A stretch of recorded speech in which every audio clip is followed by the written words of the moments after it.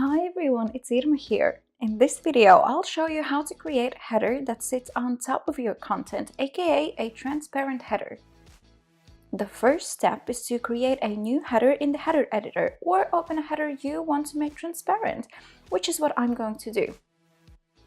Now select the row design options and set the color of the background to none. Save the header and we can move on to the page where we want the header to be added.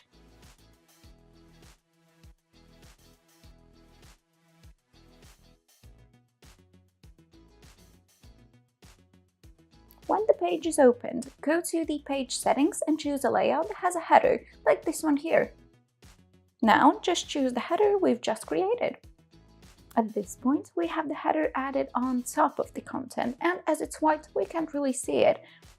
Next step is to open the design options of the first row and set a negative value to the top margin, minus 120 pixels for example.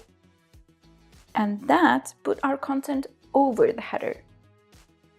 To make the header appear on the content, we have to first add an extra class to this row.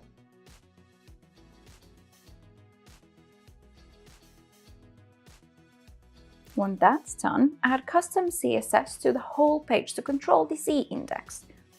You can do it through the page settings here. Now add the custom CSS.